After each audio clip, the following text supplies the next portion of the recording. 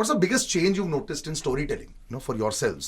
Your blueprint has always been fantastic. I remember chatting with you many years also. आपने बोला था कि suddenly the script works with me, तो then it works with me also. But storytelling में सबसे बड़ा change क्या notice किया आपने पिछले 4-5 साल में post pandemic? Hindi story telling में ये हुआ है कि स्क्रीन प्ले फास्ट हुए हैं, थोड़े से स्क्रीन प्ले थोड़ा तेज हुए हैं, कि अटेंशन स्पैन लोगों का कम हो रहा है. We are competing with the shorter format, we are not competing with films anymore, we are competing with reels, we are competing with so many things. तो स्क्रीन प्ले, अटेंशन स्पैन बना के रखना लोगों को, वो टाइट हुआ है. सिर्फ हिंदी में मैं अभी भी मुझे लगता है साउथ की फिल्में देखता हूँ, उसमें स्क्रीन प्ले थोड़ा इंडल्जेंट होता है. हाँ, उसमें होता है इंडल्जेंट, लेकिन हिंदी वाले थोड़ा टाइट हुए हैं. That's the only difference I think. Otherwise rooted stories हुई हैं, स्टोरी ज़्यादा इंडियन हुई हैं. करेक्ट. जिसको हम एस्पिरेशनल मानते थे प्री पैंडेमिक, वो एस्पिरेशनल नहीं है. अब आपको जितना अपनी संस्कृति से जुड़ा हुआ, कल्चर से जुड़ा हुआ हो, उनको ज़्यादा मजा आता है. फैंटास्टिकल चीज़ें अच्छी लगती हैं. करेक्ट. और यही एक एग्जांपल है. एग्जैक्टली. ये आपके लिए सबसे बड़ा चेंज स्टोरी टेलिंग में जब आप देखते भी हो, और इतना, because you have been at the forefront of it. Even in OTT जब पहली बार कुछ हमने देखा था, तो OTT 1547 एवरीथिंग 2012 में भी जैसे वी आर डिस्कसिंग ना, everything you been at the forefront of it. सबसे बड़ा चेंज क्या देखा आपने जो आपको पसंद आया है? हाँ, एक पेस, जैसे आयुष्मान ने भी बताया कि एक पेस आपको फास्ट हुआ है हमारा. और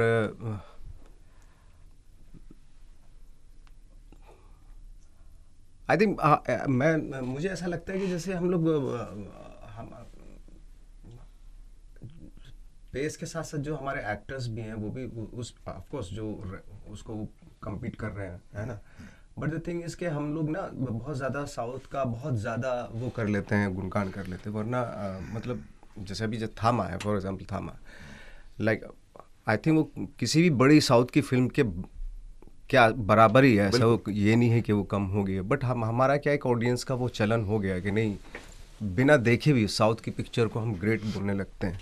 तो एक अजीब सा एक वो जो कॉम्प्लेक्सिटी बन रही है ना, वो थोड़ा सा अजीब सा लगता है मेरे. बट अदरवाइज कर रहे हैं. और बहुत वैरायटी ऑफ मूवीज़ हैं अगर देखा जाए हमारे. अगर एक ये बड़ी फिल्म बना रहे हैं तो इस तरह के फास्ट पेस की, ये वो सब, तो बहुत रियलिस्टिक फिल्में भी, अलग अलग तरह की फिल्में बन रही हैं. बट इतना ज़्यादा वो नहीं मिलता, उनको माइलेज नहीं मिल रहा है actually. But what I feel where the north Indian cinema is doing, और आई थिंक जो ग्लोबली भी हो रहा है, आई थिंक वो कमर्शियल एंड कंटेंट का एक लाइन एक ब्लर हो गया अच्छी तरह. You would be in one of the forefronts of it, जहाँ पे बहुत कमाल की फिल्में हैं जो कमर्शियली भी बहुत अच्छी कर चुकी हैं, and we look at numbers there also, critically also acclaimed हो चुकी हैं, जो इजीली होता नहीं है. पहले माना जाता था कि भाई अगर कमर्शियली अच्छी हैं तो कंटेंट वाइज अच्छी नहीं होंगी. Both of you have been part of few films where manage to do that, you much more in your own individual capacity also. But has that line completely blurred now, जहाँ पे अगर content बहुत अच्छा आ गया and we do good enough business, काफ़ी है? I seriously believe content is the king now. अब नहीं फ़र्क पड़ता ऑडियंस को कि आपकी पिछली फिल्म क्या की थी. I think this current film should click. उनके लिए ये होता है कि if content is good, they'll go for it. अगर नहीं है, बड़े से बड़े स्टार को content की ज़रूरत है अब, because we expose to so much of international content and everything, south से भी. तो कंटेंट से बड़ा कुछ है ही नहीं. ये मैंने बहुत जल्दी करियर में रियलाइज कर लिया. डेफिनेशन अब क्या है? Good film that people have generally liked. यार ये तो बहुत सब्जेक्टिव चीज है. यही प्रॉब्लम है. ये बहुत सब्जेक्टिव चीज है. गुड फिल्म मतलब कई लोग कंतारा को भी क्रिटिसाइज कर सकते हैं कि 3 घंटे की है, ये है, क्लाइमैक्स अच्छा है, but people have loved it. तो आप किसको क्या बोलोगे? हम बहुत इंटेलिजेंट हो गए हैं. बात ये है, हम यहाँ पे दिल्ली, मुंबई, बैंगलोर में बैठकर हम सोचते हैं कि हमें सब कुछ पता है, और हम शायद देश के 5% होंगे जो है सोच रहे हैं. लेकिन हमने अपनी लाइफ से इतना पढ़ लिख कर ये सोचा कि हम शायद टैबूज को भगा दें, मिथ्स को भगा दें, सुपरस्टिशन को भगा दें. लेकिन जो 90% लोग उसके साथ चल रहे हैं, उनकी वो तो कंतारा से रिलेट करेंगे ही. That's why it's done such a mammoth number. तो अब हम क्या बोले किसको क्या पसंद है? It's so subjective.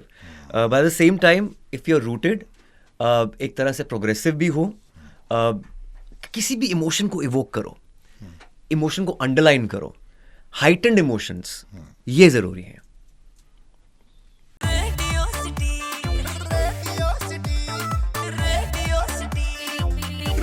सिटी, रग रग में दौड़े सिटी.